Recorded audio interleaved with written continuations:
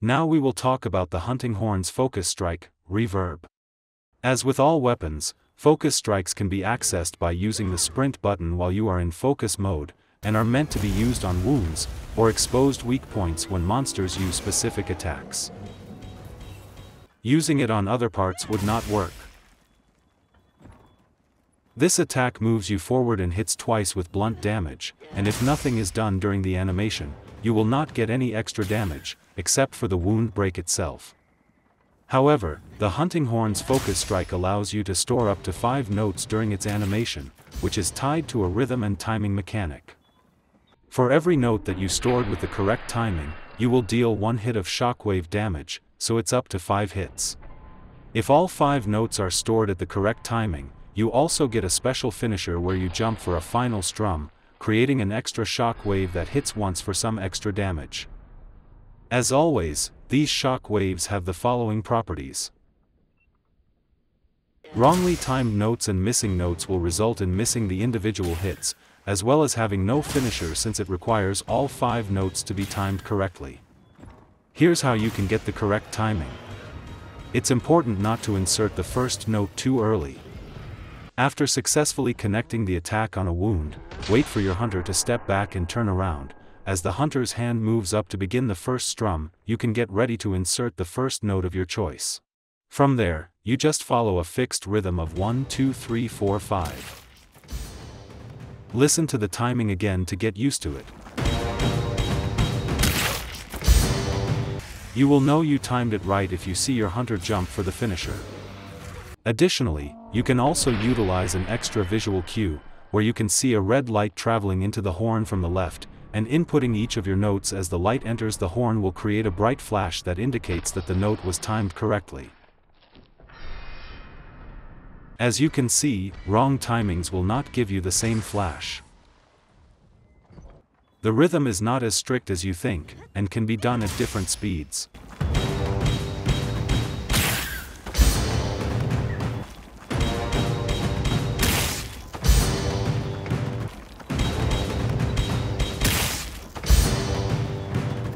The focus strike will not trigger any echo bubble resonance, so you will not see any extra hits. As with all focus strikes, you gain hyper armor throughout the whole focus strike animation, ignoring roars and knockbacks while taking less damage, but you are not immune to grab attacks. The main purpose of the focus strike is to quickly gain 5 new notes to store the melodies you need, while doing some damage and breaking the wound in the process. The focus strike can be chained into a faster forward performance, which is a nice combo for obtaining melodies and performing them immediately.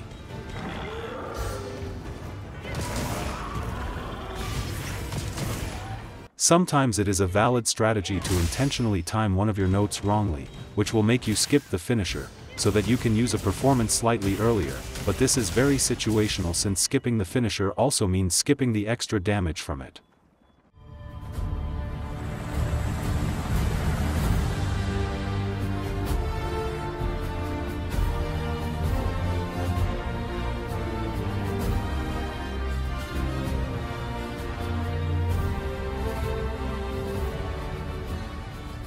Lastly, let's look at our aerial and riding options.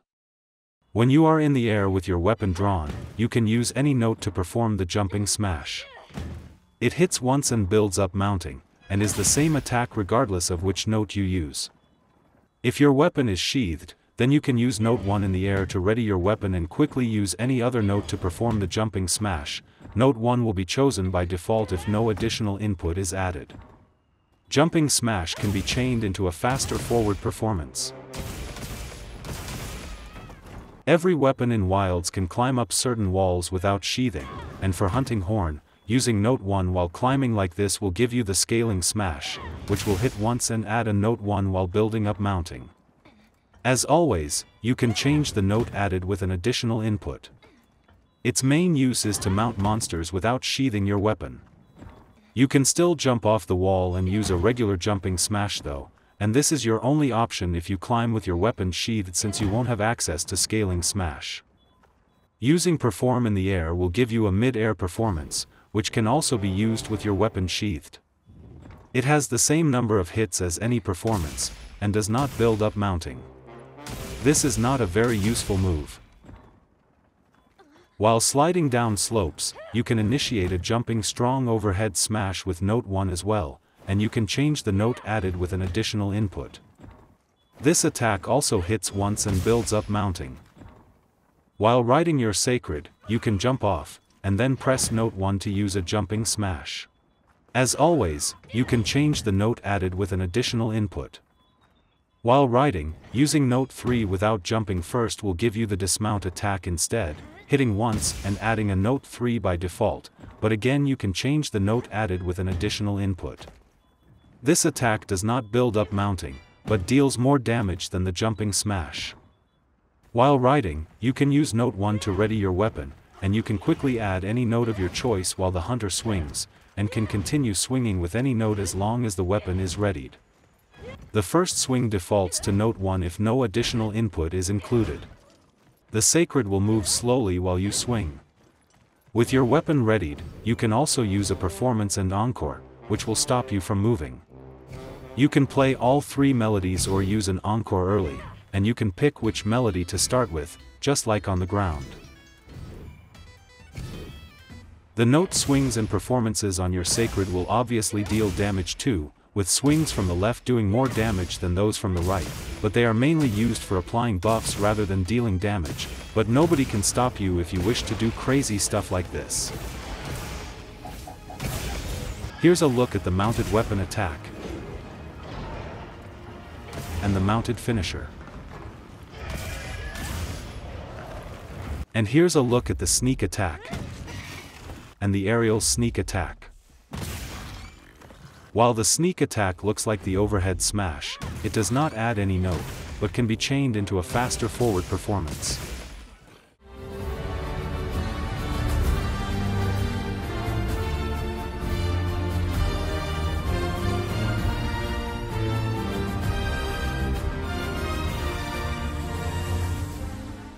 Finally, let's look at a summary, plus some useful tips to understand how to apply everything we just learnt in actual combat.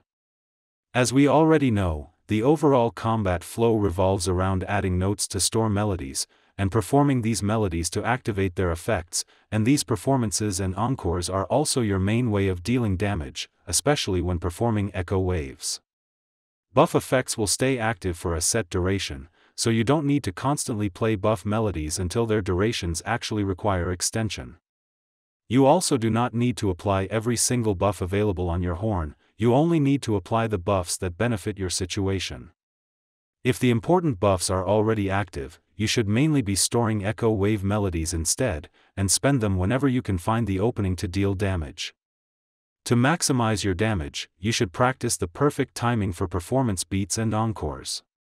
For the general combat flow, you can start the fight with a sneak attack, and then laying down at least one echo bubble, and the bubble dance also helps you store the melodies you need. If possible, you want to keep monsters inside your bubbles to maximize your damage output. Aside from dealing damage with echo waves, you can also supplement your combat with the special performances such as the offset melody, or resounding melody, which will depend on the situation, and the horn that you carry. Use focus strikes on wounds and exposed weak points to deal some damage while quickly getting the notes you need for your melodies. Practice will improve your timing with the focus strike notes too. You can apply important buffs before engaging the monster, especially if you are including buffs from a secondary horn. You can also apply buffs while in combat, after engaging the monster, which works fine as well.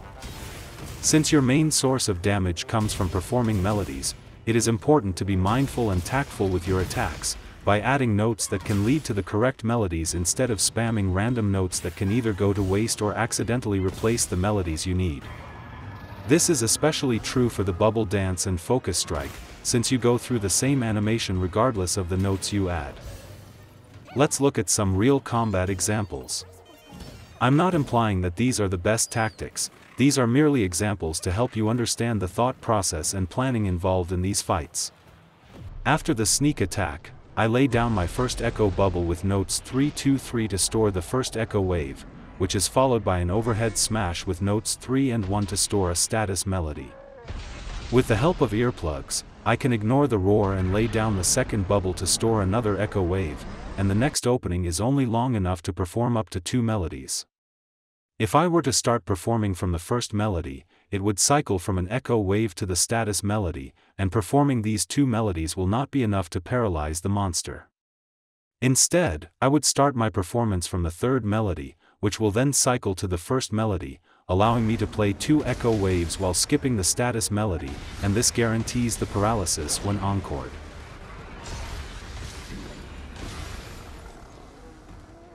This is followed by a third bubble that adds notes 1 2 2 instead, followed by an overhead smash that stores the offset melody for later use, and chained into another performance that would stun the monster while applying the status attack up buff. For the next example, I lay down the first echo bubble with notes 3 2 1 for the echo wave fire, and the overhead smash with notes 3 and 3 would store the resounding melody, which is used for a quick punish to deal damage and open up a wound I need for my focus strike. Since I plan to store the element melody next, I would lay down my next bubble with notes 1 3 2 instead, followed by a focus strike with the notes 3 2 1 3 3, which completes the element melody, while also adding a new echo wave and resounding melody. This goes to show how well the notes for multiple melodies chain into each other, allowing me to get all the melodies I need in a short amount of time. As always, it is a good idea to figure out the most efficient note sequence to get the melodies you need, regardless of whether you are setting up the notes using bubbles, basic attacks, or focus strikes.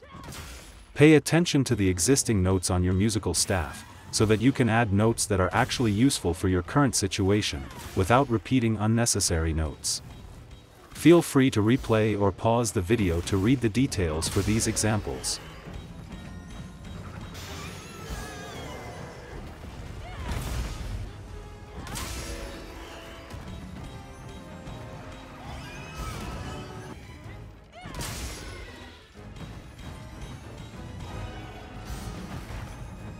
While it is important to be mindful of your notes, you should also be careful not to fall into the trap of using basic attacks purely for the notes they carry.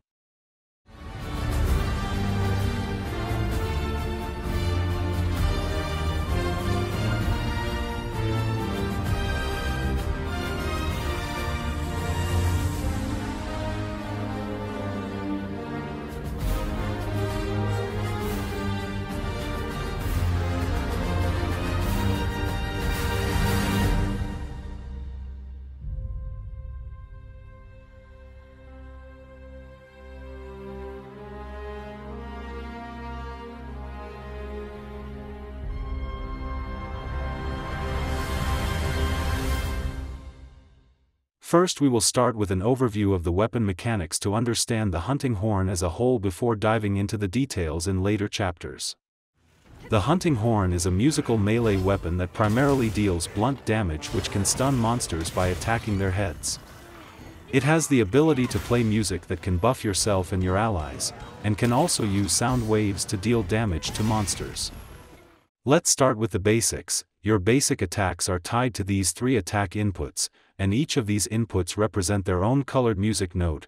We will be calling them Note 1, Note 2, and Note 3 throughout this video.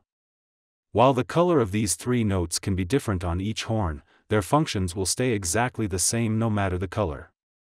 Each time a basic attack is used, their respective music note will be added onto the musical staff found on the top left here. New notes are added to the right, and the staff holds up to 4 notes, pushing out the oldest note. Aside from basic attacks, there are also other moves that will allow you to store notes quickly, but we will look into them in more detail later. Specific combinations of these notes can become melodies, but the available melodies and their respective note combinations will also be different based on the horn used, and you can easily check the melody sheet for each horn, even before crafting them. When your weapon is drawn, the melody list also shows up on the top right of your screen, but you can also change this setting to have it shown even when your weapon is sheathed. When a valid note combination is added to the musical staff, its respective melody will be stored here for later use. The game will also provide a hint on which note you can add next to form a specific melody. You can store up to 3 melodies, with the newer ones being added on top, and the oldest one gets pushed out when you store more than 3. If the previous melody ends with the same notes, you need to start the next melody, then you can store the next melody without repeating those shared notes. Use this knowledge to figure out the best note sequence for storing multiple melodies quickly.